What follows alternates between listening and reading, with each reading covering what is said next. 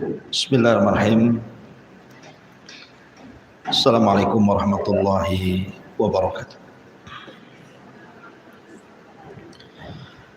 Alhamdulillah wassalatu wassalamu ala Rasulillah wa ala alihi wa sahbihi wa mawalah wa la haula wa la quwata illa billahi wa ba'du. Alhamdulillah, di pagi hari ini kembali kita duduk untuk berthalabul ilmi, melanjutkan kajian tafsir dari juz Amma, dan kita masuk pada surah Al-Balad. Surah Al-Balad secara tartib dari mushaf dia adalah surat ke-90 dan memiliki ayat 20 serta memiliki kalimat 82 kalimat dan memiliki huruf 335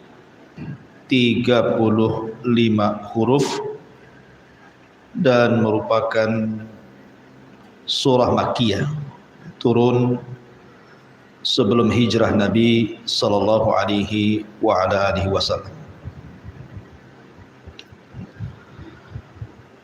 A'udzu billahi minasyaitonir rajim. Bismillahirrahmanirrahim. La uqsimu bihadzal balad. Aku bersumpah dengan negeri Mekah. Wa anta hillun bihadzal balad. Dan engkau wahai Muhammad bertempat tinggal di negeri Mekah. Wa walidin wa ma walad. Dan demi hubungan antara ayah dan anak. Laqad khalaqnal insana fi kabad. Dan sungguh kami menciptakan manusia itu berada dalam susah payah. Ayahsabu alla yaqdira alaihi ahad. Apakah manusia mengira bahwa tidak ada satupun yang berkuasa atasnya? Yaqulu ahlaqtu malal lubada, sehingga dia mengatakan, aku telah menghabiskan seluruh hartaku yang banyak. Ayahsabu allam yarahu ahad. Apakah dia mengira bahwa dia tidak ada satupun yang melihatnya? Alam naj'al lahu ainain. Bukankah kami telah menjadikan untuknya sepasang mata, walisanan wa syafatain, dan lidah serta sepasang bibir. Wa hadainahu najdain, dan kami telah menunjukkan kepadanya dua jalan, maksudnya kebaikan dan kejahatan. Kemudian Allah mengatakan falak tahamal aqabah. Maka jangan seperti itu, hendaklah dia menempuh jalan yang mendaki lagi sukar. Fakku raqabah wa ma adraka mal aqabah. Tahukah anda jalan yang mendaki lagi sukar itu? Fakku raqabah, yaitu melepaskan perbudakan ataupun hamba sahaya. Au it'amun fi yaumin dhi basghabah, ataupun memberi makan pada hari terjadinya kelaparan. Yatiman dha maqrabah, atau memberi makan kepada anak yatim yang ada hubungan kerabat.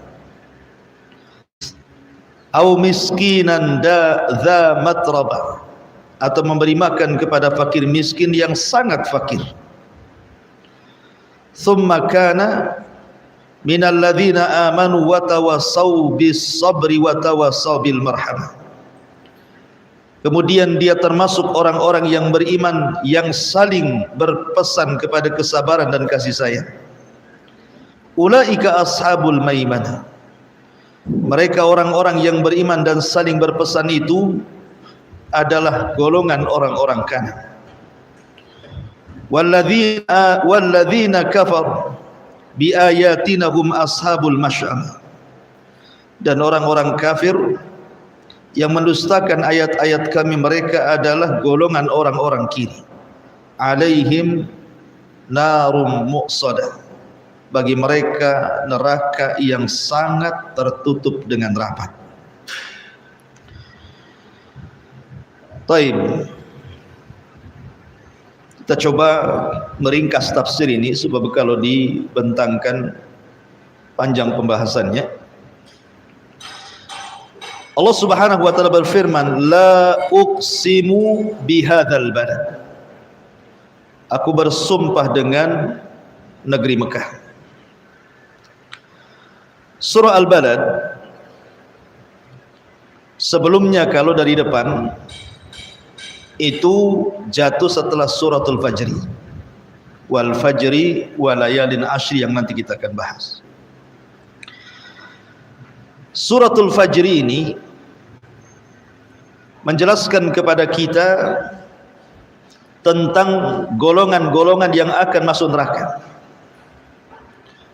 Seperti balla tuqrimunal yatim, orang yang tidak menghargai anak yatim. Wala tahaduna ala ta'amil miskin, tidak memerintahkan orang untuk membantu memberi makan fakir miskin. Wa ta'kuluna turatsa aklan lama, mengambil hak waris yang bukan haknya dengan cara memakan yang haram. Wa tuhibbunal mala hubban jamma, melampau dalam mencintai harta. Ini sifat-sifat orang-orang kafir, sifat orang-orang yang ashabun nar. Sementara suratul Balad ini kebalikannya. Allah Subhanahu wa taala ingin menerangkan kepada kita bahwa di sana ada amalan-amalan yang akan memasukkan kita ke dalam surga. Di antaranya fakku raqabah, memerdekakan budak. Au it'amun fi yaumin dzi masghaba, memberi makan orang-orang yang sedang kelaparan. Yatiman dza maqrabah, membantu anak-anak yatim yang ada hubungan kerabat. Au miskinan dza matrabah, atau membantu orang miskin yang sangat fakir. Kemudian juga bertawasul, artinya memberikan pesan kesabaran dan kasih sayang. Ini semua sifat-sifat orang yang beriman. Jadi kalau suratul Fajar menjelaskan sifat-sifat ashabun nar, penduduk neraka, kalau suratul Balad ingin menjelaskan tentang sifat-sifat penduduk surga. Itu alaqah hubungan antara suratul Fajar dengan suratul Balad. Lah ketika Allah Subhanahu wa taala mengatakan la uqsimu bihadzal balad, aku bersumpah dengan negeri Mekah. Di sini Allah Subhanahu wa taala khususkan sumpah dengan negeri Mekah yang sebelumnya dalam suratul Tin itu sumpahnya digabungkan dengan negeri-negeri yang lainnya. Seperti Allah mengatakan wattini wazaitun wa turi sirina wa hadzal baladil amin. Di sini digabungkan. Wattini wazaitun, Allah bersumpah dengan dua tempat yang diturunkan padanya Nabi, Irak dan Syam. Kemudian waturi sinin Mesir. Kemudian wahadzal baladil amin Mekah. Jadi dalam surah Tin itu Allah sebutkan Mekah dengan tiga negeri yang lainnya, Irak, Syam, Mesir, Mekah. Gitu ya dalam surah Tin itu. Karena hanya di empat tempat inilah diutus para nabi. Tapi suratul Balad ini Allah khususkan tentang Mekah sumpahnya ini. Karena dari seluruh negeri tidak ada yang lebih mulia di kolong langit melebihi Mekah. Makanya Allah khususkan la uqsimu bihadzal balad, aku bersumpah dengan negeri Mekah. Taib, di sini ada kalimat la. La itu dalam bahasa Arab tidak. Sementara setelahnya uqsimu, aku bersumpah bihadzal balad, dengan negeri ini. Maksudnya apa? Tidak, aku bersumpah dengan negeri ini, maksudnya Mekah. Yang masyhur dari ulama mufassirin itu ada 3 penafsiran. Penafsiran yang pertama bahwa la di sini la zaidah. La zaidah itu maksudnya la li taukid, hanya untuk memperkuat saja. Seolah-olah kalau kita artikan la uqsimu bihadzal balad itu, wallahi demi Allah, sungguh-sungguh aku bersumpah dengan negeri Mekah. Ini satu penafsiran. Jadi la di sini tidak ada artinya, hanya zaidah tambahan saja. Seperti Allah mengatakan la uqsimu biyaumil qiyamah. Kemudian yang kedua, la di sini artinya sebagai bantahan kepada orang-orang Quraisy yang mereka mengingkari adanya hari kiamat. Jadi orang-orang Quraisy itu tidak yakin adanya kiamat, tidak yakin adanya hari kebangkitan, tidak yakin adanya hisab dan balasan surga neraka, itu tidak yakin mereka. Sehingga Nabi SAW mengatakan, la, tidak perlu aku tanggapi, tidak perlu aku bersumpah dengan negeri ini untuk membantah mereka bahwa tidak ada kiamat, karena kiamat itu pasti datang. Ngapain bersumpah? Kiamat itu pasti datang. Wa inna sa'ata la'atiyatun la raiba fihi, kata Allah, sungguh kiamat itu tidak ragu lagi akan datang. Cuman kapan waktunya wallahu a'lam, yang jelas di hari Jumat. Ya. Jadi Rasul tidak perlu bersumpah lagi. Ngapain bersumpah-sumpah? Ya. Ini yang pertama. Yang kedua, yang ketiga, la uqsimu bihadzal balad, sesuatu yang jelas itu tidak perlu disumpahkan. Aku bersumpah dengan negeri Mekah. Ngapain bersumpah sesuatu yang sudah jelas? Ya, negeri Mekah memang ada. Seperti kiamat itu ada. Ngapain bersumpah dengan sesuatu yang jelas? Tidak perlu disumpahi. Ya. Ini yang ditafsirkan para ulama, la uqsimu bihadzal balad. Taib, kenapa Allah Subhanahu wa taala bersumpah dengan negeri Mekah? Saya ulangi. Karena tidak ada negeri yang lebih mulia di kolong langit melebihi negeri Mekah. Dan negeri inilah, ibu-ibu yang dimuliakan Allah Azza wa Jalla, pertama kali kalam Allah turun. Kalimat Allah Subhanahu wa taala jatuh pertama kali di negeri Mekah. Apa kalamnya?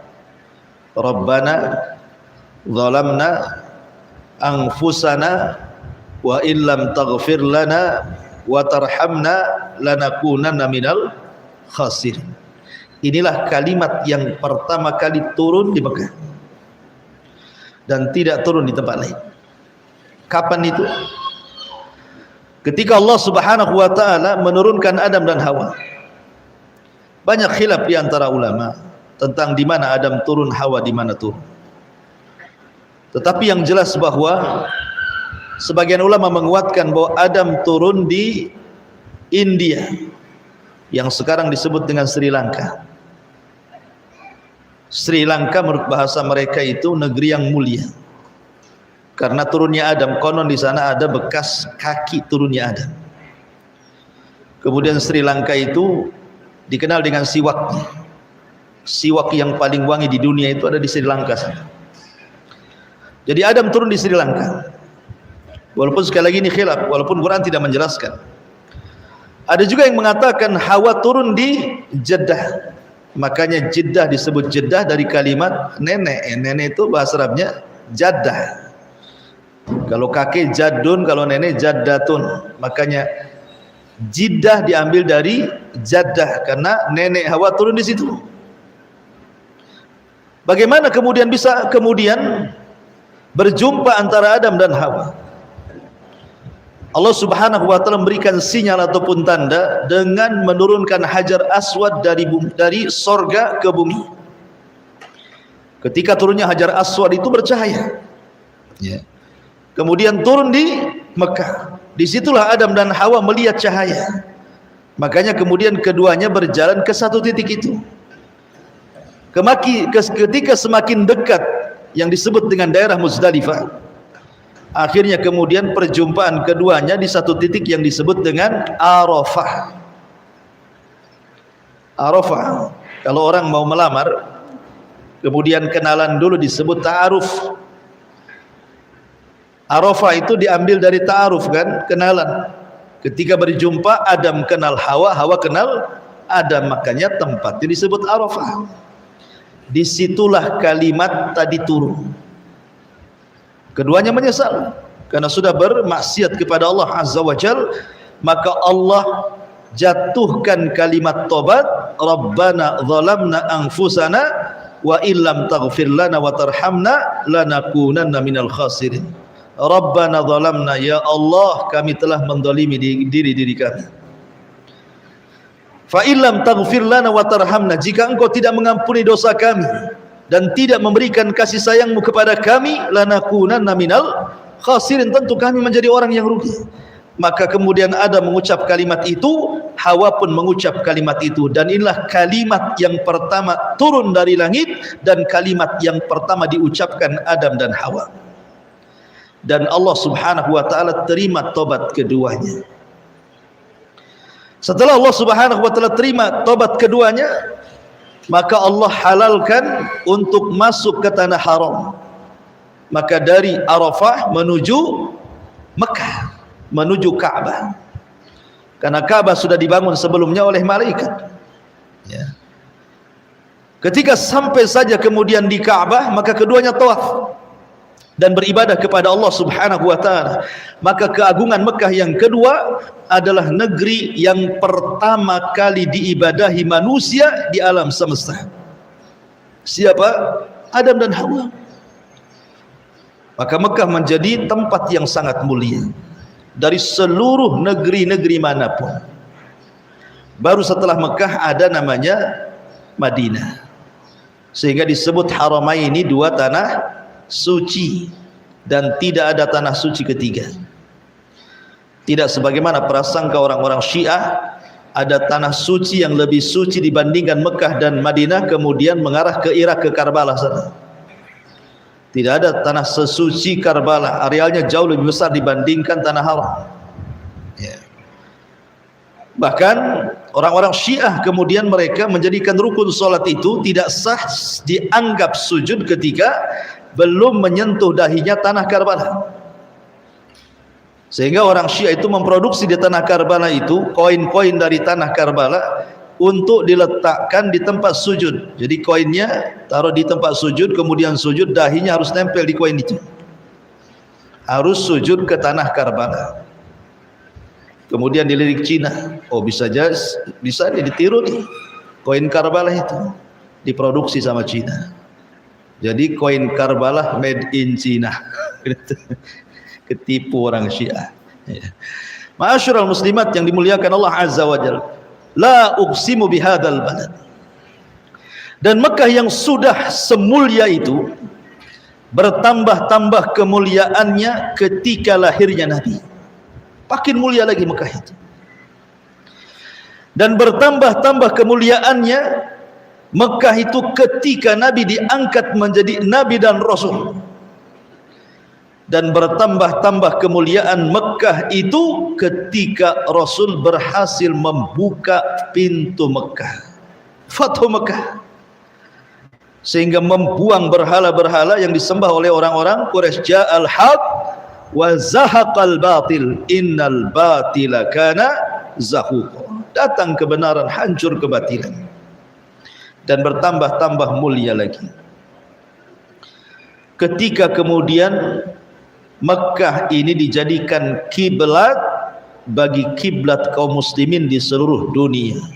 Qad nara taqalluba wajhika fis sama' falanwalliyannaka kiblatan tardaha. Kami akan palingkan untukmu wahai Muhammad kiblat yang kau sukai, maksudnya Ka'bah. Dan bertambah-tambah kemuliaannya ketika seluruh kaum muslimin setiap tahun datang untuk berkunjung ke tanah haram dan melaksanakan ibadah yang sangat mulia, Hajjatul Akbar, satu di antara rukun Islam. La uqsimu bihadzal balad. Kemudian Allah mengatakan wa anta hillun bihadzal balad. Wa anta, dan engkau wahai Muhammad, hillun, halal, bihadzal balad, untuk bertempat tinggal di Mekah. Boleh. Dan inilah yang menjadikan Mekah itu mulia karena dua perkara sebenarnya. Kenapa Mekah menjadi mulia? Karena dua perkara. Pertama, wujudul Ka'bah, karena adanya Ka'bah. Yang kedua, karena wujudnya Rasul ada di situ. Ya. Makanya bertambah kemuliaannya dengan adanya Ka'bah dan kemuliaan Rasul yang memang lahir di Mekah. Diangkat menjadi Nabi dan Rasul juga di Mekah. Dan dari Mekah inilah kemudian mengalir cahaya Islam ke seantero dunia sampai ke Masjid Puskopkar yang lagi dibangun ini. Wa anta hillun bihadzal balad. Ada juga yang mengatakan wa anta hillun,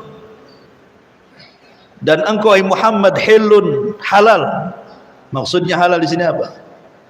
Maksudnya Rasul halal untuk melakukan sesuatu yang tadinya haram jadi boleh. Tanah haram kan, Mekah tanah haram, artinya haram. Hal-hal yang di Mekah itu banyak yang tidak boleh dilanggar. Tidak boleh membunuh, jangankan membunuh, buat niat jahat saja tidak boleh. Ibu nih di Batam sini mau niat jahat di Mekah aja akan diadab. Belum sampai di Mekah, niatnya saja sudah akan diadab. Nudzikhu min adzabin alim, akan diadab dengan azab yang pedih. Baru niat tuh, saya niat umroh lah, sekalian nyopet di sana, umpamanya kan. Niat kan, belum berangkat tuh, itu saja sudah diancam azab. Apalagi betul-betul bukan nyopet, ngerampok lagi. Kalau copet 1.000-2.000, kalau dapatnya dolar banyak itu merampok namanya. Artinya bahwa niat saja sudah tidak boleh karena banyak aturan dan langgar. Membunuh hewan, mematahkan pohon aja tidak boleh di sana. Jadi banyak aturan-aturan di tanah haram itu. Kalau lihat dompet jangan diambil, ya, karena kalaupun mau diambil diserahkan ke polisi, diamankan. Lah tetapi hal-hal yang diharamkan itu bagi Rasul, wa anta, dan engkau Muhammad hilun, ada perkara-perkara yang dihalalkan tempo-tempo tertentu. Contohnya adalah ketika Rasul Fatu Mekah,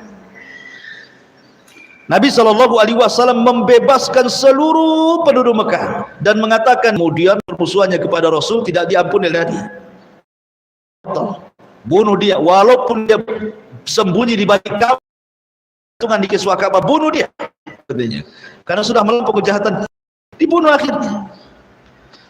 Dan ada dua orang yang disebut akan dibunuh oleh Nabi SAW berlindung ke rumahnya Ummu Hani,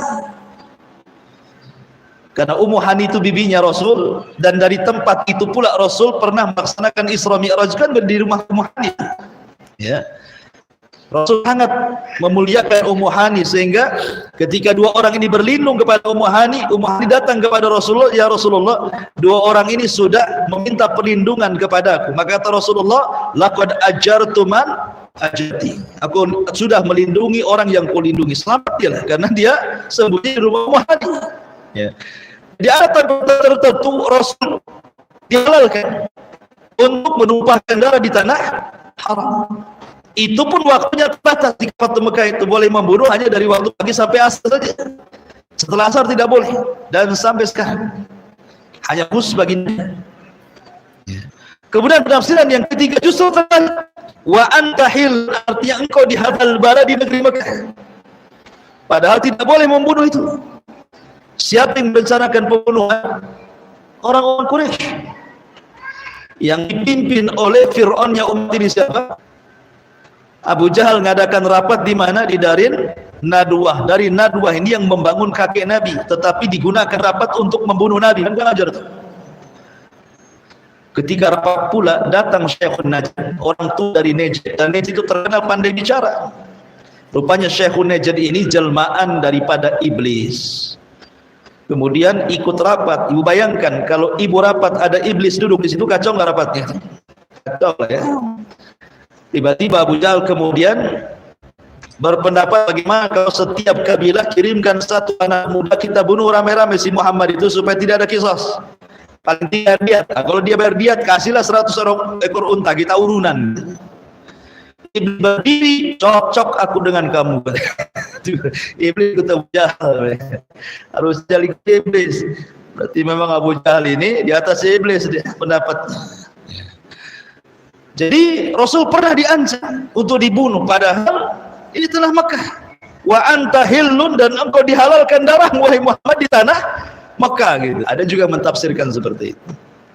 Intinya wa anta hillun, bertempat tinggal di Mekah, dan inilah yang menjadikan sekali lagi Mekah itu menjadi mulia karena adanya Rasul dan juga adanya Ka'bah.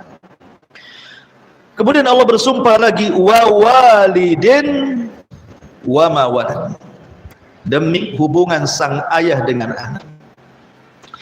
Ada yang mengatakan sang ayah di sini artinya Adam alaihissalam, karena Adam ini yang pertama kali beribadah di Ka'bah dan keturunan.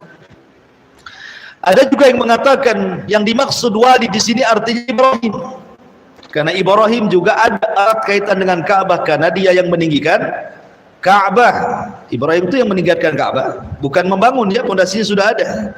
Makanya Allah bahasanya wa idh yarfau Ibrahimul qawaida wa Ismail. Ibrahim hanya meninggikan, dia tidak membangun. Karena Ka'bah itu sudah dibangun malaikat, Allah Subhanahu wa taala kemudian roboh, baru Ibrahim membangun kembali. Adapun anak di sini artinya Ismail. Jadi Allah bersumpah dengan Ibrahim dan juga Ismail karena keduanya yang membangun Ka'bah.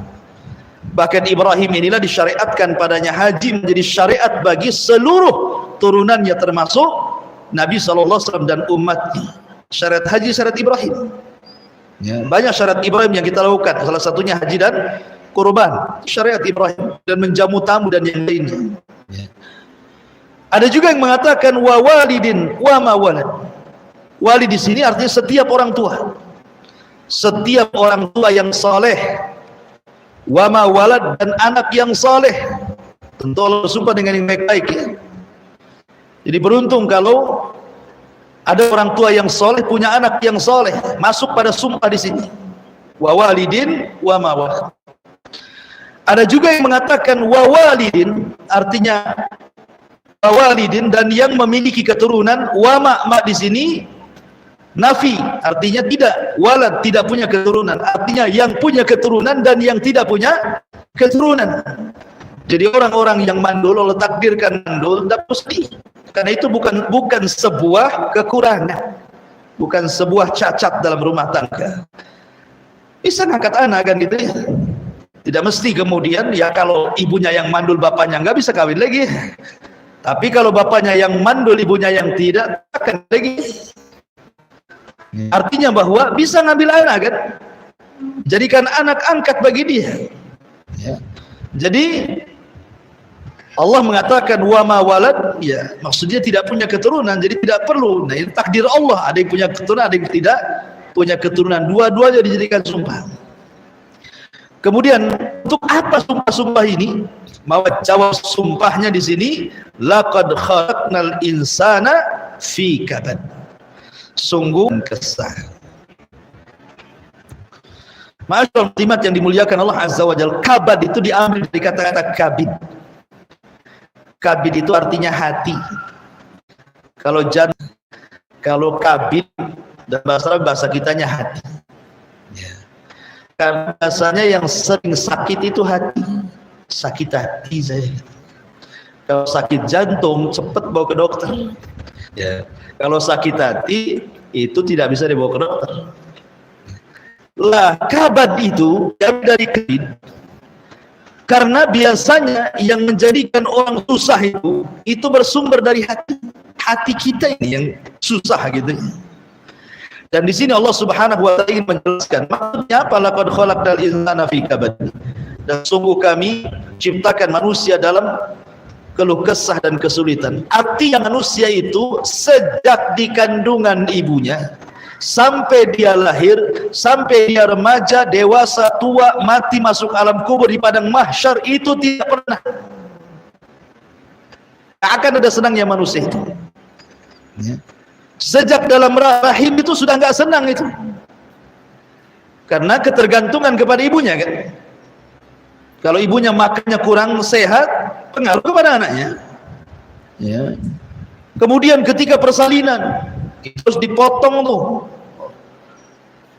udah sulit lagi kan, nanti brojol, nggak bisa makan langsung sendiri, tetap disuapi, tetap disusui, ya kan. Nanti belajar ngomong, nggak bisa dia langsung ngomong, manggil Umi Abi, mana ada ceritanya, aneh tuh banyak kalau langsung ngomong. Diajari ngomong dulu, ngaco ngomongnya, biarin dulu lah, namanya anak kecil kan, lama-lama pasti. Nanti tumbuh gigi, demam dia, udah sulit tuh. Ya, nanti belajar jalan, sakit badan, nasi nangis kalau mau tidur. Nanti lagi sudah besar, masuk TK, masuk SD, nanti SMP, SMA, kuliah, sudah lulus kuliah masih juga ngerepotin orang tuanya. Mak, kirimlah katanya. Kamu sudah kuliah, akalmu di mana? Ya. Harusnya sudah mandiri kan, enggak mandiri juga. Dan itu kan anak-anak itu kan banyak tuh enggak mandiri. Lulus kuliah masih makan di rumah. Nanti mau kawin mikir ya kerja apa, buat rumah gitu ya. Nanti sudah kawin punya anak, gimana kasih makan anak ini kan? Nanti tua sedikit banyak penyakit, stres, jalan susah. Ya, napas dan mengap-ngap, jantungan, stroke, susah, susah. Nanti mati pula ngerepotin orang. Nanti masuk kubur, ada lagi fitnah kubur, makin sulit lagi. Sempat dapat azab kubur, makin stres lagi. Kemudian kiamat dibangkitkan di padang mahsyar, sulit lagi. Jadi manusia sejak janin sampai apakah dia layak masuk surga atau neraka, dua-duanya sulit. Apalagi yang ujungnya masuk neraka, makin sulitnya kekal abadi itu. Itu maksudnya kabad di sini maksudnya. Manusia itu begitu sulit. Makanya ada istilah para ulama, manusia itu tidak akan kenyang beramal soleh sampai kedua kali. Terus dua-duanya, kata Abu Bakar Siddiq radhiyallahu anhu, kalau seandainya kaki kananku menginjak kaki kiri, sering saya kisahkan ini kisahnya Al-Hafidh Ibnu Hajar Al-Asqalani rahimahullahu ta'ala dengan seorang Yahudi yang fakir, miskin, kere gitu ya. Udah kafir, kere lagi. Jadi ketika itu Al-Hafidh Ibnu Hajar menjadi qadhi, menjadi seorang kepala pengadilan tertinggi di Mesir. Namanya kepala pengadilan tentu dijamin oleh negara, kendaraannya, pakaiannya, gajinya, rumahnya, semua oleh negara dijamin, enak hidupnya. Ya. Jadi suatu ketika dia ke pasar, Al-Hafidh Ibnu Hajar ini membawa kendaraan, membawa tunggangan. Ya kalau sekarang bawa mobil mewah kan itu. Oh, orang satu pasar heboh. Ada ulama besar datang ke pasar, wah datanglah orang itu mencium tangannya, menghormati, bertanya agama macam-macam. Rupanya di pojok pasar ada orang Yahudi, miskin, kere, fakir lagi. Mandang siapa orang itu ya? Maka orang sebelahnya, wailak celaka engkau, itu ulama kami, Al-Hafidh Ibnu Hajar Al-Asqalani yang mengarang kitab Bulughul Maram, Fathul Bari gitu ya. Kok enak kali hidupnya ya katanya. Boleh nggak saya temukan dengan dia? Gitu. Boleh, saya antar kamu. Maka orang Yahudi fakir ini mendekati Al-Hafidh Ibnu Hajar, kemudian kenalan. Kata Al-Hafidh Ibnu Hajar, siapa kamu? Saya orang kafir menurut kacamatamu, saya orang Yahudi. Orang Yahudi, mau apa kamu? Kata orang Yahudi, saya ingin bertanya sesuatu kepada anda wahai iman. Silakan. Kata orang Yahudi, aku pernah mendengar agamamu mengatakan bahwa dunia ini ad-dunya sijnul mu'min wa jannatul kafir. Dunia ini penjara bagi orang-orang yang beriman, tapi sorga bagi orang dunia ini penjara bagi orang-orang yang beriman dan sorga bagi orang-orang kafir. Benar enggak kalimat ini? Kata Nabi SAW betul, kata Al-Hafidh betul, itu sabda Nabi kan. Kalau menurut saya tidak benar hadis itu. Lah kenapa? Saya ini orang kafir menurut engkau kan? Tapi hidup saya susah. Saya terpenjara di dunia ini. Cari makan saja pontang-panting, kepala di bawah, kaki di atas bahasanya. Kamu ini sorga menurut saya. Padahal kamu ini menurut keyakinanmu kau beriman, saya ini orang kafir. Tapi enak hidupmu ya, kasih kendaraan, kasih gaji, kasih baju. Ya, hidup dijamin kerajaan, tidak seperti saya katanya. Gitu. Jadi Al-Hafidh Ibnu Hajar seorang alim, jawabannya sudah hadir, tidak perlu mikir panjang. Ya, enggak gitu. Ya, kata Al-Hafidh Ibnu Hajar, iya menurutmu seperti itu. Boleh saya jawab? Kata orang Yahudi, boleh. Begini, saya walaupun sudah digaji kerajaan, pakai kendaraan, dijamin semuanya, tapi saya masih belum beristirahat untuk ibadah. Masih wajib kepadaku sholat. Saya belum bisa istirahat dari sholat. Masih wajib bagi saya puasa Ramadan. Saya belum bisa istirahat dari puasa Ramadan. Masih wajib saya haji. Masih wajib saya ini itu. Dan saya harus baca Quran, saya zikir, saya mengajar, saya memberi fatwa, saya macam-macam. Dan itu tidak ada istirahatnya. Sampai kedua kakiku masuk surga baru istirahat. Saya masih di penjara dengan ibadah. Adapun kamu bebas, ya kan itu. Kamu bebas, surga bagimu. Tetapi akhirat neraka jauh lebih perit kalau kau masuk di situ dibandingkan kau merasakan keperitan di bumi. Masih mending kau di bumi daripada kau masuk neraka, katanya. Itu surga bagimu. Oh gitu ya. Tapi bagiku masih terpenjara sampai aku masuk ke dalam surga. Tapi bagimu di dunia penjara sampai kau masuk neraka, katanya. Akhirnya dia berpikir, kemudian pergi. Jadi di sini Allah mengatakan laqad khalaqnal insana fi kabad. Jadi manusia itu tidak pernah ada istirahatnya. Manusia itu pasti ada saja masalah. Jadi ibu, kalau ada masalah baca surat ini. Laqad khalaqnal insana fi kabad. Ya memang ini diciptakan keluh kesah. Ya sudah apa adanya. Kita tidak akan bisa istirahat, pasti kita akan lelah. Ini ada masalah sedikit baru selesai, datang pula masalah yang lain. Masalah yang lain ini baru dicarikan jalan penyelesaiannya, datang pula masalah yang lebih besar. Itulah manusia. Ya. Pasti akan mengalami semuanya, enggak ada ceritanya. Dikiranya orang kaya itu senang. Kata siapa? Senang iya, kekayaan bisa menyumbangkan kesenangan. Tapi mereka lebih pusing daripada itu. Coba orang yang punya perusahaan itu, yang karyawannya ribuan itu. Apa enggak stres mikir gaji sekian ribu karyawan tuh? Nanti dekat-dekat lebaran pula THR dia. Nanti ketika saingan bisnisnya makin stres, gimana saingan sebelah? Kan? Nanti ketika jungkir balik kayak corona kemarin, langsung bukan hanya gulung tikar itu usahanya, otaknya mau ikut gulung tikar dia. Apalagi boleh pikirkan kan? Karena harus mikir macam-macam. Nah, masih enak ibu perasaan. Nah, ada mikir membantu pun tidak, membantu pun tidak.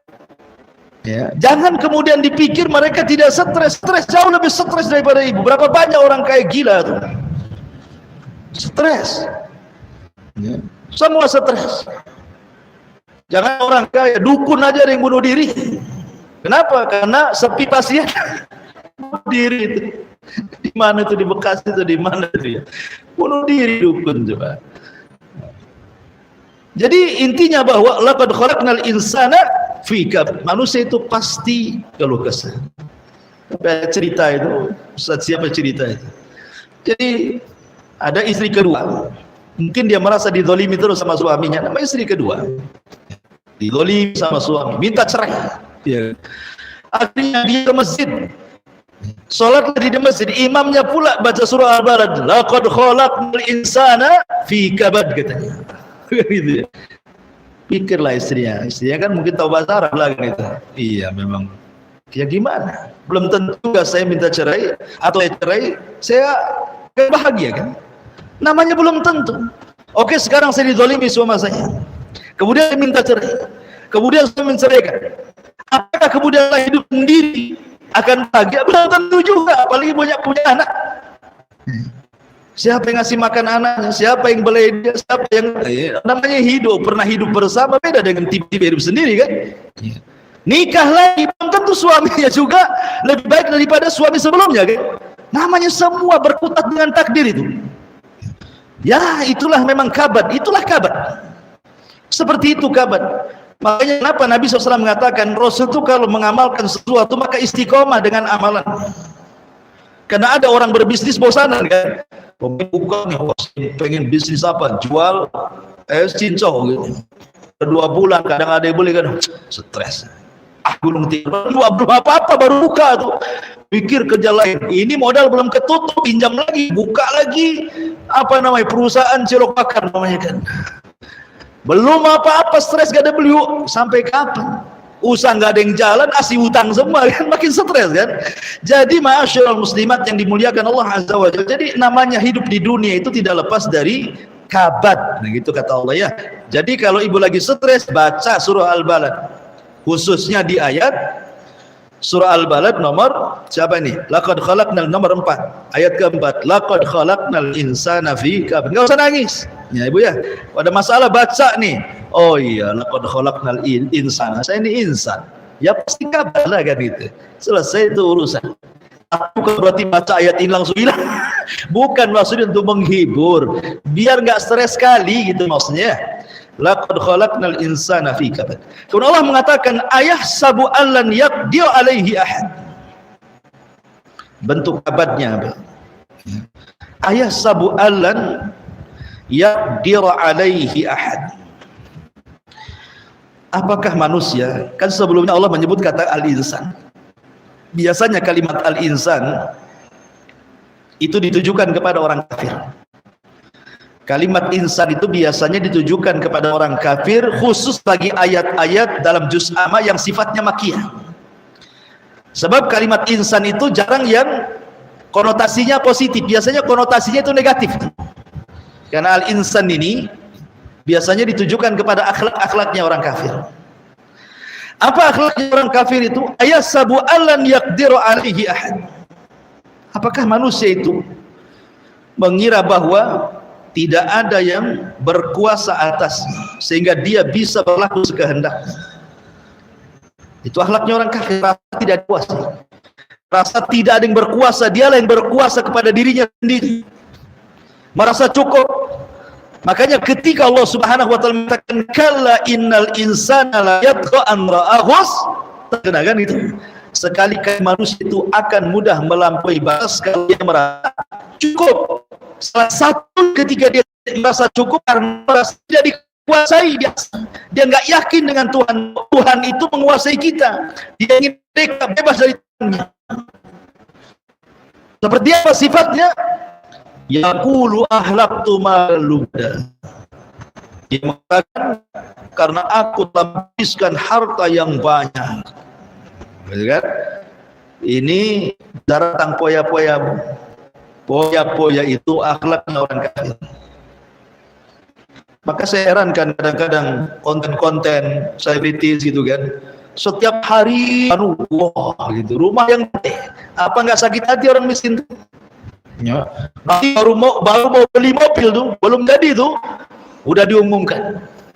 Kalau sudah jadi langsung di-share, langsung kan gitu. Nanti dari bisa tidak, Allah ya Rabbi jaga. Apa yang dibanggakan dari mobil itu? Nggak ada. Ya, mau mobil bagus, mobil nggak bagus sama saja kok tunggangannya.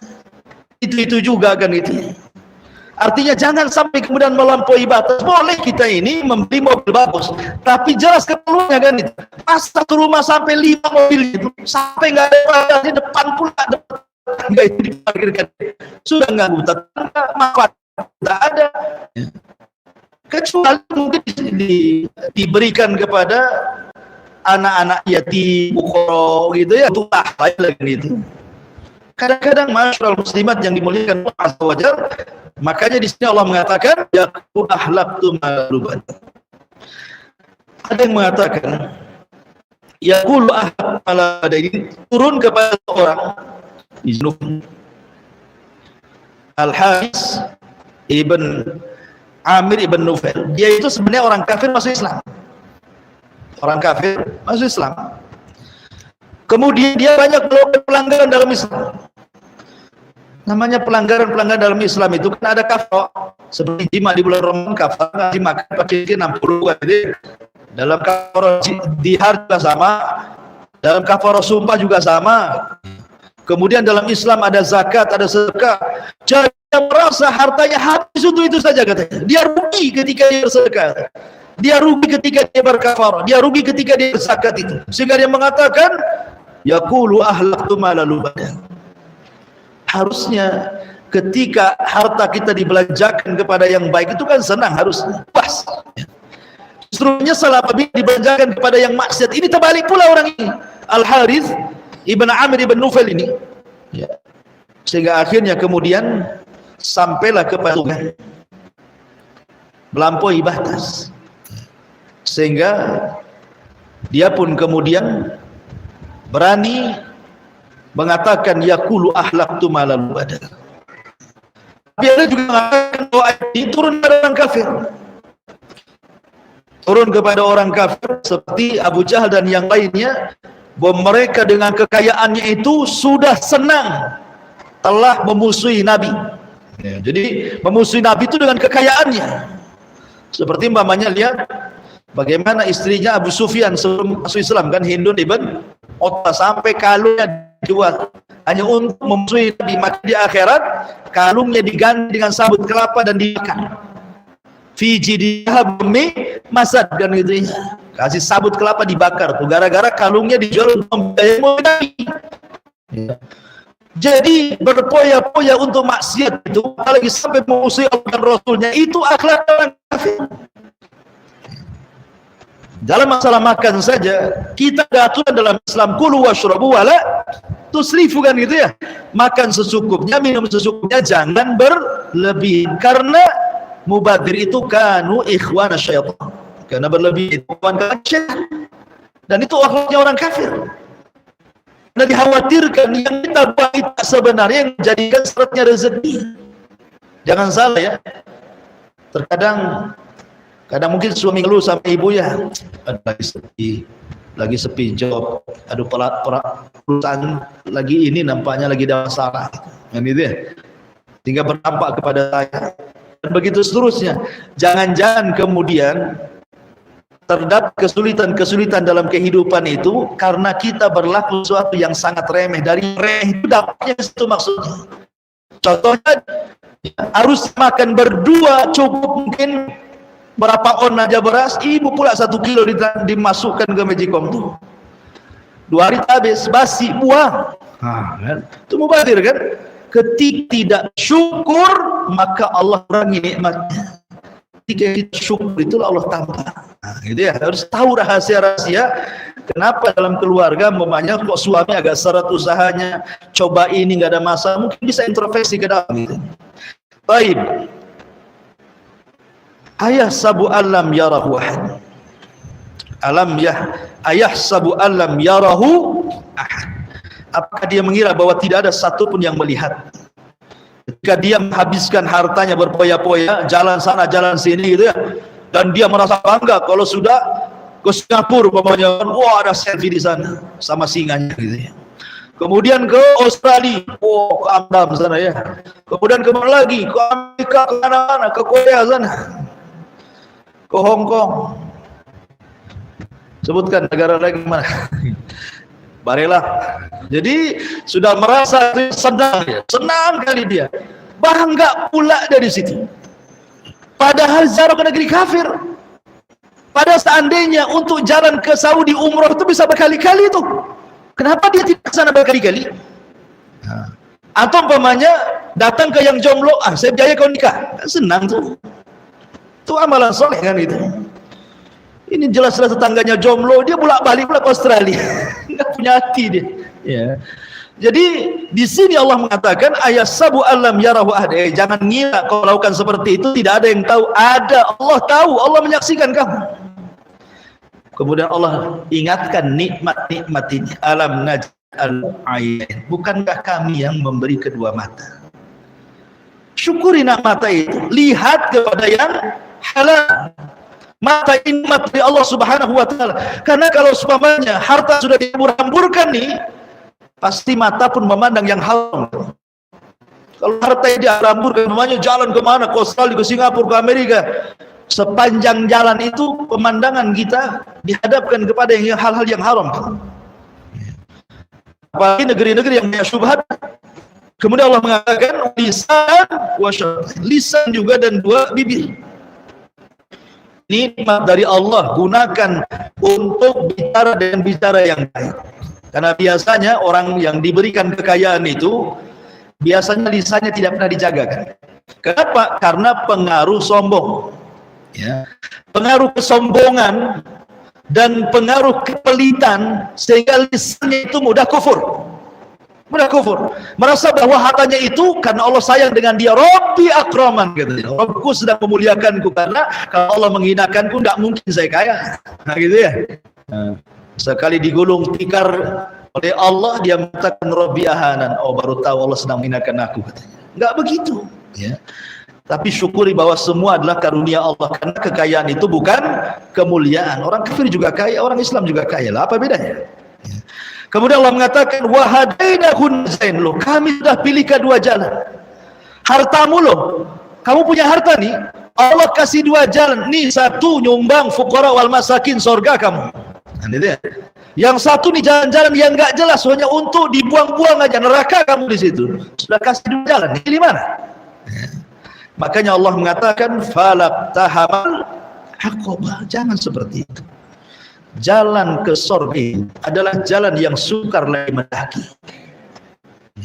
Aqabah itu dalam bahasa Arab itu sebuah bukit yang ada di Mekah, itu disebut Aqabah. Di Mekah itu ada namanya bukit, itu tinggi terjal, itu disebut Aqabah. Makanya Rasul pernah membaiat orang-orang Ansor 2 kali baiat di satu tempat namanya Aqabah. Makanya baiat yang pertama disebut baiat Aqabah pertama, baiat yang kedua baiat Aqabah yang kedua, karena tempatnya di Aqabah tuh. Untuk menuju Aqabah itu bukan mudah, karena Aqabah itu bukit yang terjal. Jadi kalau kita jalan di sela-sela itu untuk naik ke atas itu ada bebatuan. Kadang kita harus loncat batu, kadang kita harus mecah batu, ya. Kadang kita harus nyempit-nyempit gitu ke batu, baru sampai di atas. Nah, itulah artinya falak tahamal aqabah. Ittahama itu artinya menerobos. Ya, Aqabah itu gunung yang berliku-liku dan berbatu, sulit untuk sampai di sana. Dan itu perlu keberanian.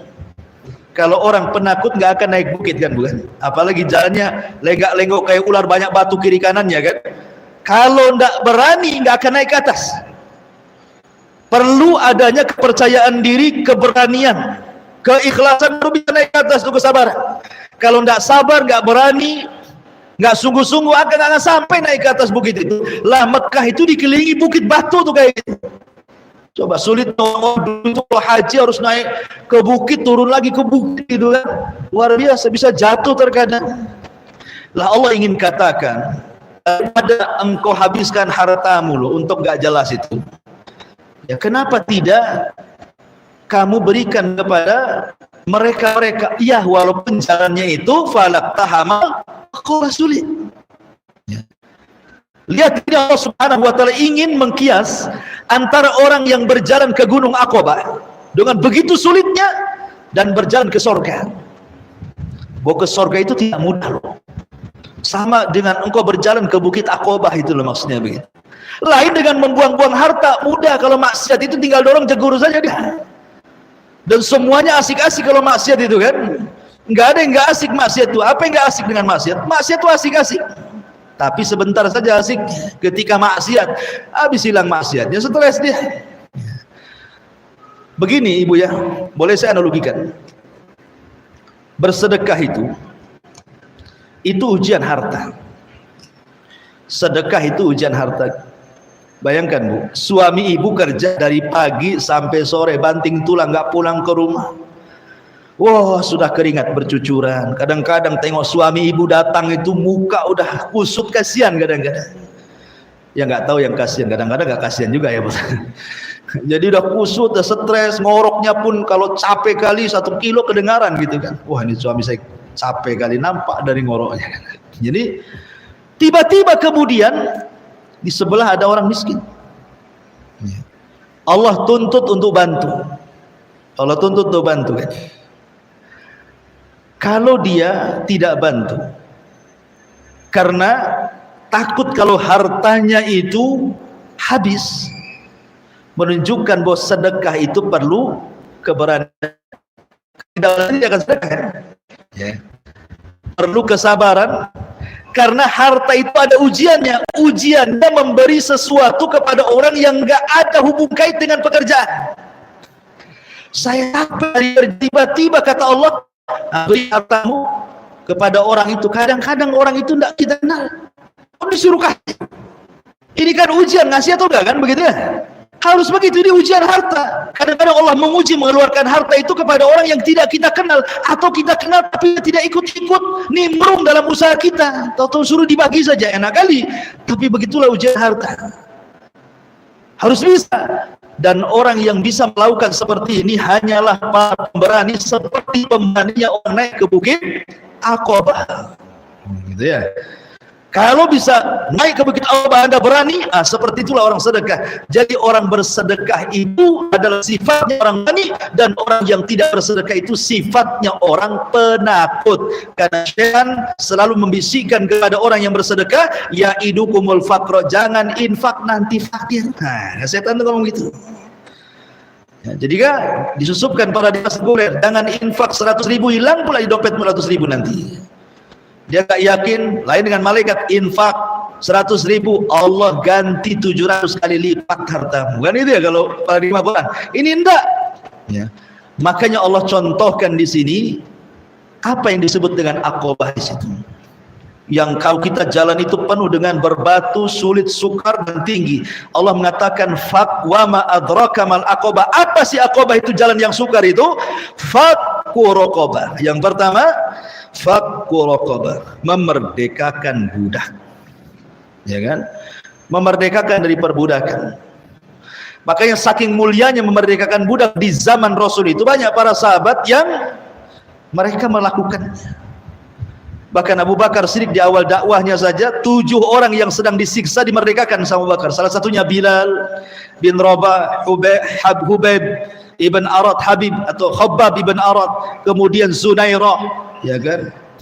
Banyak lagi. 7 orang yang disiksa itu dimerdekakan Abu Bakar. Bukan 7 orang saja, banyak lagi. Sampai ayahnya marah sama Abu Bakar ini. Abu Bakar, kata Abu Quhafah, yang benar saja kau memerdekakan budak itu. Kenapa kau yang lemah-lemah kau ambil, kau beli? Yang kuat-kuat lah yang beli, yang tenaganya yang strong itu. Kalau untuk kerja enak, bisa melindungi kamu kalau kamu dibunuh orang, ya kan? Kata Abu Bakar, aku bukan itu tujuannya. Aku merdekakan itu a'tatuhum liwajhillah, karena aku merdekakan demi mendapatkan wajah Allah. Dari sini turun ayat dalam Al-Quran, wasayujannabuhal atqa alladhi yu'ti ma lahu yatazakka wa ma li ahadin indahu min ni'matin tujza illa ibtigha'a wajhi rabbihil a'la wa la sawfa yarda. Turun ayat ini kepada Abu Bakar Siddiq radhiyallahu. Utsman setiap Jumat dia memerdekakan budak. Bahkan Nabi SAW menjadikan sebagian kafarah itu memerdekakan budak kan. Kalau jima di bulan Ramadan, apa kafarahnya di siang hari Ramadan? Salah satunya memerdekakan budak. Kafarah dalam dihar, ya kan, memerdekakan budak lagi. Jadi bahkan saking pentingnya fakku raqabah itu dijadikan kafarah. Ingat, perbudakan dalam Islam itu bukan seperti perbudakan barat yang difilmkan, disiksa-siksa gitu ya, kayak Romusa, kemudian disuruh pekerja tanpa dibayar. Tidak, Islam itu tidak kenal perbudakan seperti itu. Budak itu dianggap keluarga dalam Islam itu.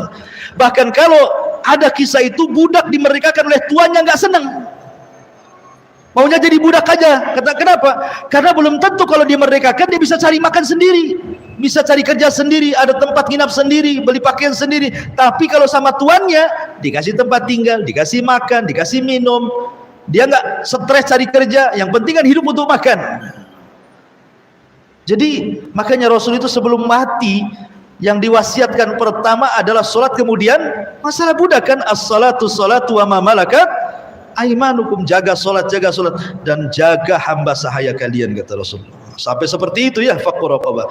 Kemudian Allah mengatakan au it'amun fi yaumin dzi masghaba, atau memberi makan di hari ketika terjadi kelaparan. Seperti apa? Pamannya terjadi pengungsian di negara yang konflik, ya kan? Dulu Yaman konflik, kemudian Suriah konflik, sampai ngungsi di tenda-tenda, sampai kelaparan gitu ya, sampai datang penyakit busung lapar itu. Sumbang tuh. Itu fakku raqabah tuh. Ya, wa ma adrak, itu adalah aqabah. Wa ma adraka mal aqabah. Apa itu aqabah? Itulah aqabah. Ya, memberi makan kepada fakir miskin yang jelas-jelas miskin gitu maksudnya. Yang memang sedang kelaparan, seperti di zaman Umar kalau tidak salah, itu Abu Bakar. Terjadi paceklik Umar. Terjadi paceklik hebat. Utsman ini baru belanja dari Syam, belanja gandum dan yang semacamnya. Oh, para bisnismen datang kepada Utsman, ya Utsman, saya beli gandummu, kami akan berikan kau 3 kali lipat keuntungan. Yang lain mengatakan 4 kali lipat keuntungan, yang lain mengatakan 5 kali lipat keuntungan. Kata Utsman, tidak. Aku sudah berjual beli dengan Allah, katanya. Aku sudah berjual beli dengan Allah yang lipatannya jauh dibandingkan lipatan kalian. Akhirnya semua kafilahnya diberikan kepada fuqara wal masakin saat kelaparan.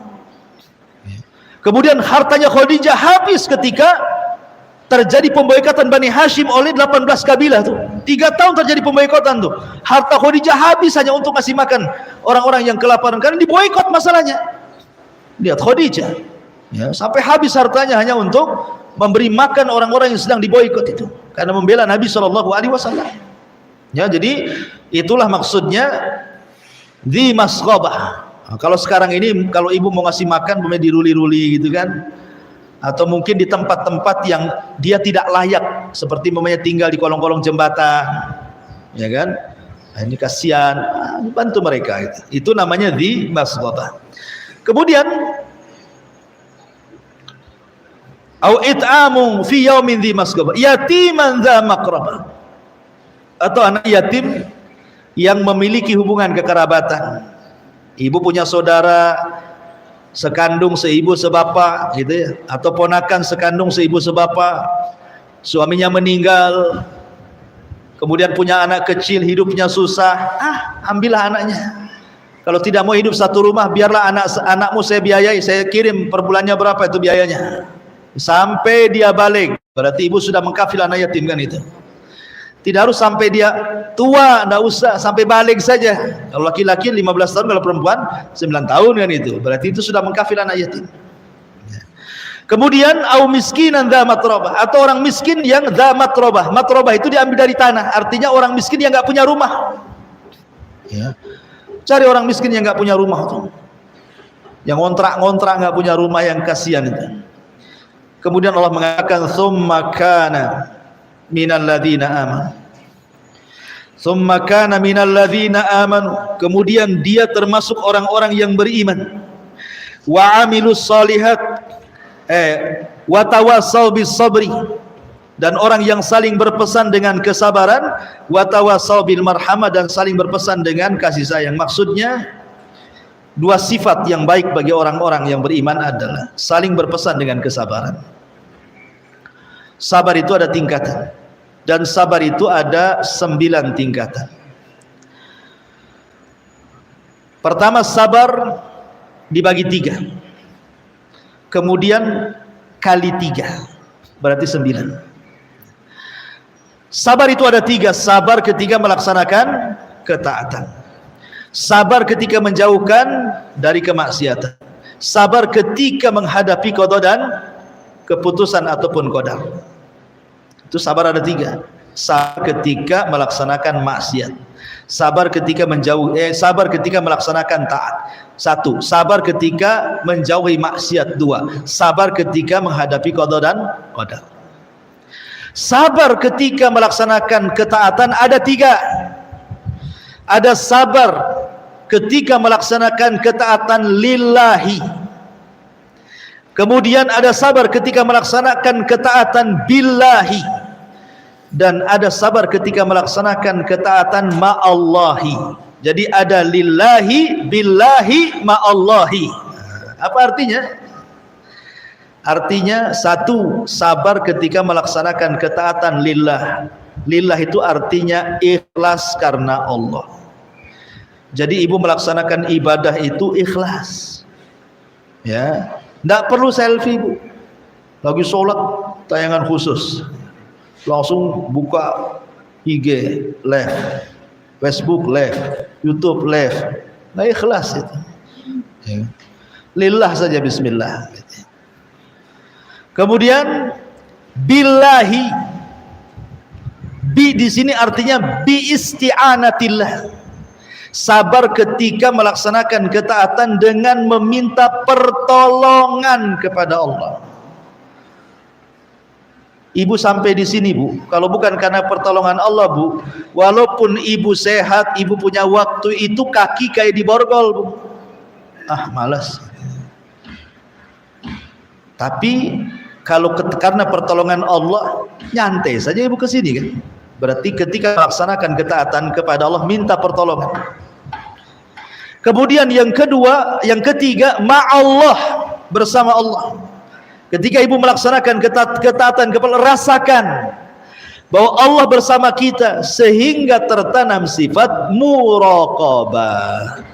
Ya, bahwa ibu itu sedang diawasi, sehingga ketika sedang diawasi makin khusyuk sholatnya, makin khusyuk ngajinya, dengan cara nyender di tiang sambil manggut-manggut. Itu khusyuk di pengajian tuh biasanya kayak gitu.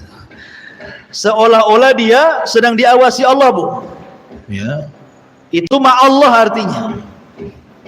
Kemudian yang kedua, sudah 3 kan? Yang kedua, sabar ketika menjauhi maksiat. Pertama lillah, menjauhi maksiat karena Allah, bukan karena habis duit. Kenapa lu tak judi?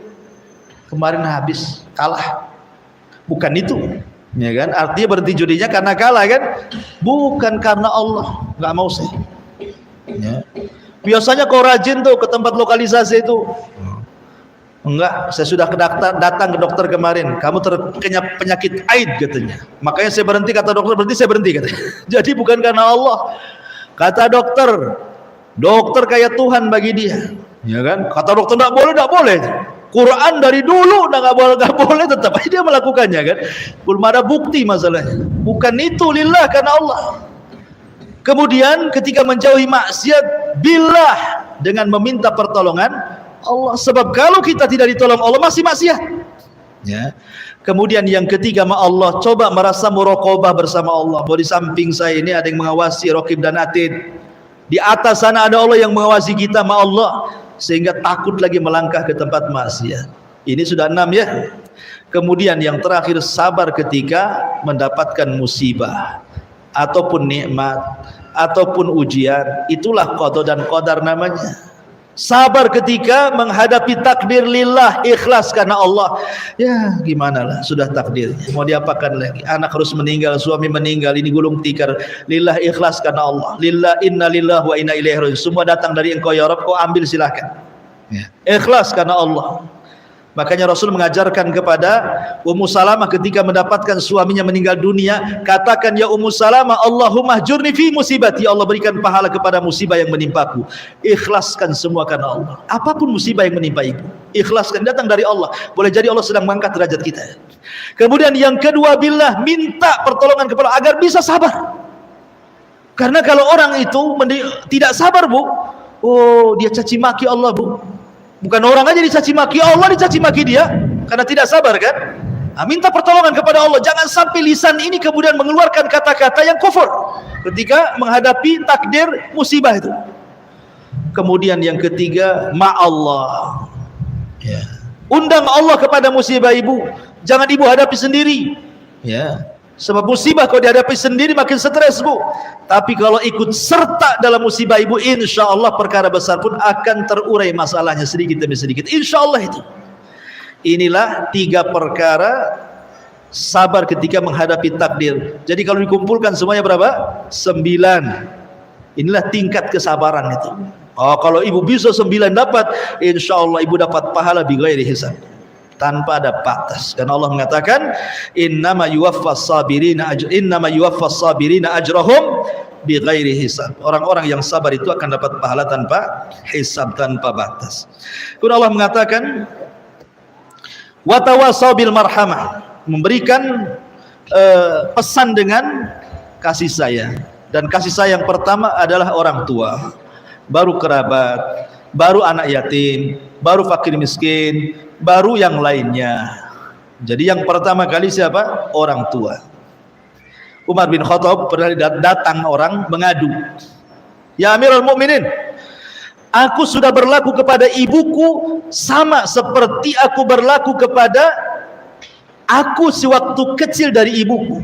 Artinya dia ingat masa kecilnya, dulu waktu saya masih bayi, ibu yang menyuapi, ibu yang ngasih minum, ibu yang menikmati menceboki kotoranku. Sekarang kulakukan yang sama kepada ibuku yang sudah sakit. Pokoknya apa yang lakukan ibuku sejak kecil, aku lakukan dia ketika tua. Sudah cukup wahai Amirul Mukminin. Kata Umar, tidak. Walaupun sama 50-50, ibumu ngasih 50%, kau juga ngasih 50%, belum seberapa. Kenapa? Karena ibumu ngasih minum, ngasih makan. Ibumu pengen kau hidup bersama dia sampai dia tua. Tapi kau ngasih makan, ngasih minum, kau ceboki, kau nikmati memberi makan, minum, membersihkan kotoran ibumu itu, kau mengharap ibumu cepat mati. Kapanlah si ibu ini mati, si nyusahin anak-anaknya saja. Kan itu ya. Banyak anak-anaknya itu karena udah kelamaan sakit, akhirnya bosan anak-anaknya. Ya Allah, kalau kau cabut lebih baik lah ya Allah, katanya. Allah pula diminta. Ya kan begitu ya. Makanya jangan seperti itu. Watawa saubil marhamah. Makanya dalam doa itu apa katanya? Kata Allah, wa qur rabbirhamhuma kama rabbayani shaghira, kan? Ya Allah, ampuni dosa kedua orang tuaku, berikan rahmat dan kasih sayangmu kepada kedua orang tuaku kama. Nah, ini di sini penting nih kalimat kama ini. Kama rabbayani shaghira. Allah ingatkan kita dengan waktu kecil. Supaya ingat orang tua di waktu dia tua, gitu maksudnya. Makanya bahasanya kama rabbayani shaghira, sebagaimana dulu aku kecil dirawat dia, gitu maksudnya ya. Jadi memori kita ini mundur ke belakang. Sudah ingatkan lu ibu kita sama kita itu macam mana gitu kan? Kok sekarang ibu kita sudah tua, kita kurang ajar pula gitu ya. Makanya di sini kalimat rahmat itu penting. Wa tawasau bil marham. Ulaika ashabul maimah. Mereka adalah orang-orang yang punya sifat-sifat baik ini akan menjadi penduduk surga, dan mereka adalah ashabul maimanah. Mereka adalah golongan-golongan kanan. Walladzina kafaru bi ayatina hum ashabul masy'amah. Tapi orang yang sebaliknya dari sifat-sifat yang sudah dijelaskan, yang kufur dengan ayat-ayat kami, maka termasuk golongan yang kiri, balasannya alaihim narum muqsadah. Maka bagi mereka neraka yang rapat dan mereka susah keluar.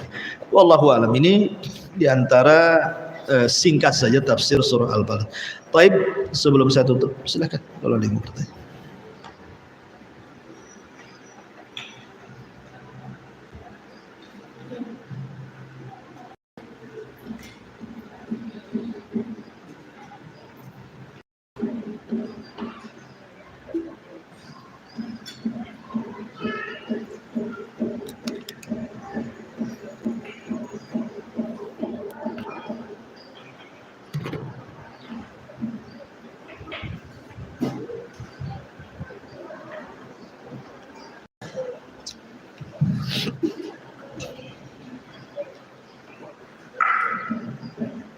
Bismillahirrahmanirrahim. Waalaikumsalam. Begini Ustaz, kakak saya kan menyantuni kakak laki-laki atau perempuan saya menyantuni kakak laki-laki kan sudah meninggal, dari adiknya laki-laki kan berumah tangga juga semua totalnya 3 keluarga. Terus yang kakak yang paling tua itu kan sudah meninggal yang kedua. Terus dia umat Ustaz, iparnya itu istrinya umat. Setiap bulan itu dikasih uang untuk kebutuhan keluarga. Dia sudah janda berarti? Terus apa? Janda? Iya sudah janda. Oke. Karena dari sini, angkat bilang kalau udah ngasih uang sama dia, nggak usah cerita sama saudaranya, biarin aja, nggak usah perlu, yang penting dirimu sama dia aja. Dia umat ini katanya si ini itu nggak pernah kasih uang, padahal dia bilangnya uang sama dia itu nanggung 3 keluarga. Nah uang itu kan dia kan nganggur, suaminya itu kalau memang jadi manajer pondok indah dan saja dia kan memakai uang itu kan harus izin sama suami ya Ustaz. Iya. Nah itu uang ganda itu ibaratnya ditabung demi untuk membantu keluarga. Jadi itu pertanyaan saya, itu ikhlas apa enggak? Karena dia dituntut sama saudara, kamu itu gak pernah ngasih uang, jadi dia cerita dari A sampai terakhir. Masa astagfirullah, aku saudara dia sering kirim cerita-cerita sama teman gak Ustaz? Iya. Bagaimana itu hukumnya? Sementara suaminya juga kalau ngirim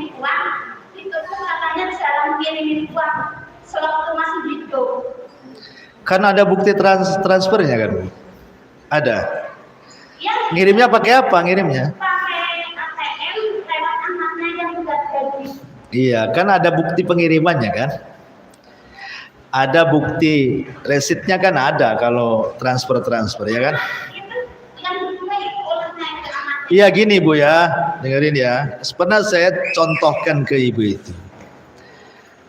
Ada amalan ria itu yang sifatnya kepancing kan? Ini namanya ria kepancing namanya. Awalnya ikhlas jadi ria. Nah gitu maksudnya ya.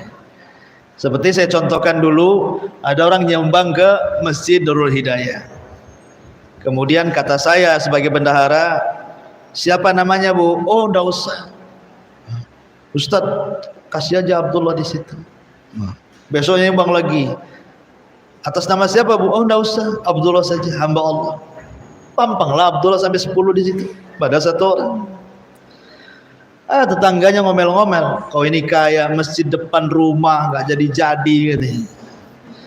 Kepancing dia, kok nggak tahu 10 Abdullah itu yang dipampang. Siapa itu?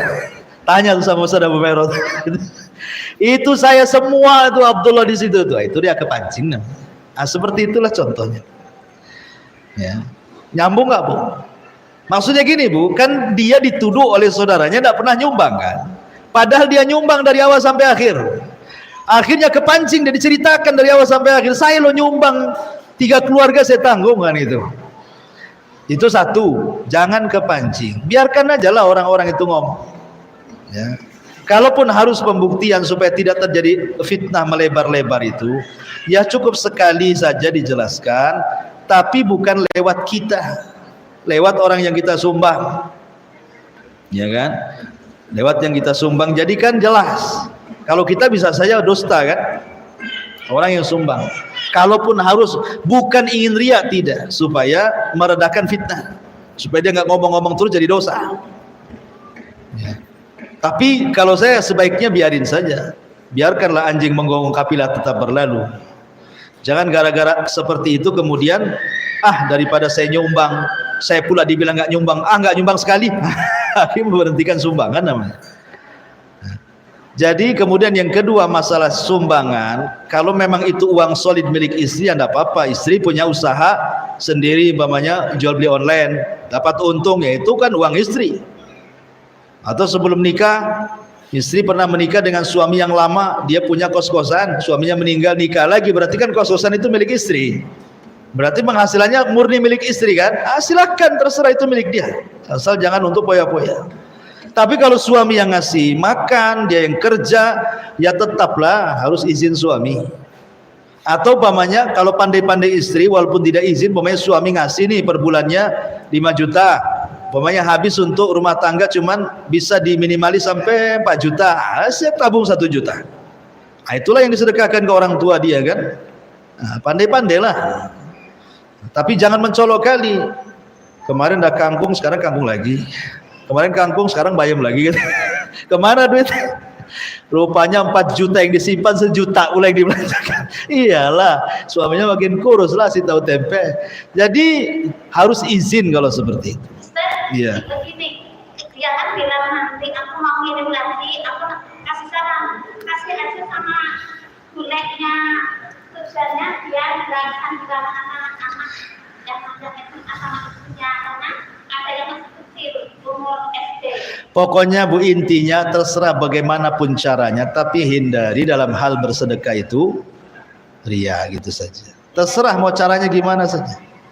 Dan sebaik-baik sedekah itu sedekatus sir. Sedekah yang orang tidak tahu itu sebaik-baik sedekah satu dunia. Dan itu paling mudah, paling mudah. Sedekatus sir itu. Ibu belanja ke pasar, carilah tukang sayur yang paling susah, tahu kehidupannya dia orang susah jual sayur di pasar, ya kan?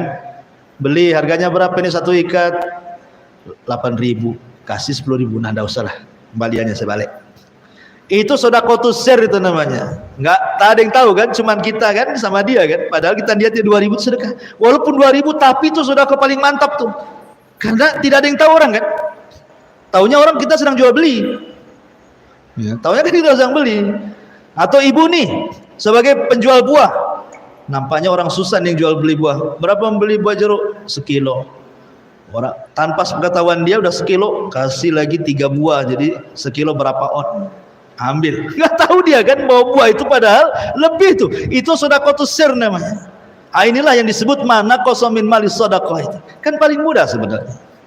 Makanya kenapa Rasul mengatakan rahimallahu rajulan samhan idza ba' wa samhan idashtara. Semoga Allah merahmati orang yang kalau menjadi penjual dia punya kasih sayang, kalau menjadi pemberi juga kasih sayang. Caranya kayak gitu. Ada sedaqatus sir di situ. Wallahu a'lam.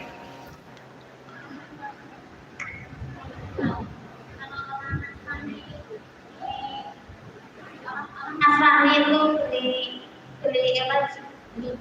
Kita jual apa? Kalau Nasrani ngasih sisanya nggak usah dikembalikan. Habis itu orang itu nggak lain Isa itu juru selamat kata mereka. Maksudnya juru selamat itu kan? Iya, istilahnya jangan sama dokter itu beli kelompok cuma 6.000. Terus tidak lain Isa itu juru selamat kata mereka.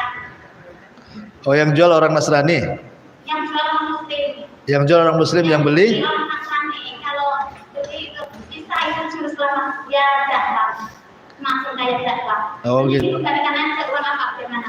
Ya kalau dia mau ngasih nggak ada syarat nggak apa-apa, kan dia yang ngomong gitu, masih dengarlah. Bilang saja Allah yang juru selamat, dibalikin gitu. Kalau dia mengatakan juru selamat, ya Allah juru selamat, gitu. Dibalikin, jangan diam saja, jawab. Sebagaimana Abu Sufyan ketika perang dia mengatakan apa? Dia mengatakan Wallata wal Uzza, demi Lata dan Uzza. Maka Rasul mengatakan qulu Allahu maulana la maula lakum. Allah pelindungku, bukan pelindung kalian. Kalau dia mengatakan tadi apa? Juru selamat. Kita katakan Allah lah juru selamat, gitu. Jadi dibalas. Kalau dia ngomong lagi. Ayo kita ngomong-ngomong. Iya. Wallahu a'lam. Baik, sudah ya. Ada lagi? Silakan Bu yang paling belakang.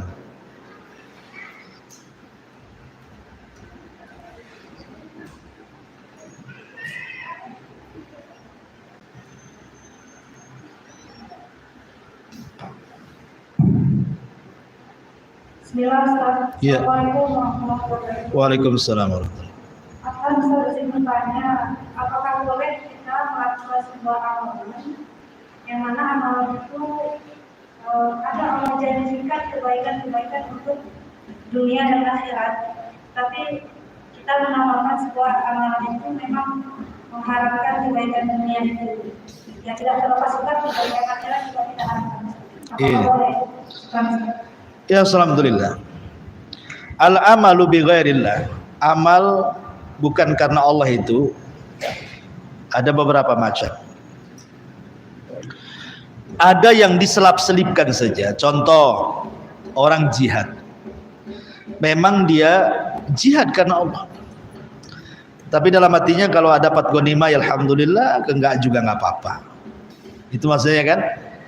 Ya, saya jihad ini karena Allah. Seandainya pun di situ menang, dapat ghanimah, saya dapat bagian, alhamdulillah, enggak juga enggak apa-apa. Karena tujuan saya lillah. Tapi di situ kan terbentik ada keinginan dunia kan. Walaupun bahasanya seperti itu kan. Nah, itu mengurangi pahala. Sah ibadahnya jihadnya, tapi mengurangi pahala. Kenapa? Karena ada sedikit keinginan dari dunia. Ya. Sama dengan ibu haji. Ya nantilah saya kalau sekalian haji nanti saya mau beli emas lah. Kalau sana murah saya beli, kalau enggak ya udahlah. Niat bisnis. Tapi tetap saya niatnya haji saja, itu kan hanya. Tapi sudah kebayang untuk ke situ. Itu mengurangi pahala. Ya. Kalau seandainya kemudian disejajarkan, ini bahaya. Ya. Apalagi kemudian keinginan dunianya lebih dibandingkan keinginan akhiratnya, nggak akan diterima. Ya, jadi kalau memang ada selipan-selipan dunia di situ, ya kalaupun harus terjadi seperti itu contohnya, yaitu kan tidak mengharap kali gitu kan, tetap tujuannya lillah, dunianya jangan diharap kali, itu saja sudah mengurangi pahala. Apalagi yang di atas itu. Wallahu a'lam.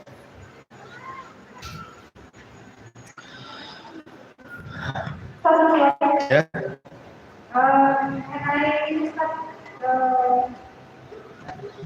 balasan dari orang. Misalnya seseorang itu memiliki banyak masalah, kemudian di satu titik dia terhijrah dari upaya untuk berjaya Ustaz. Nah, Allah kan maha pengampun ya Ustaz.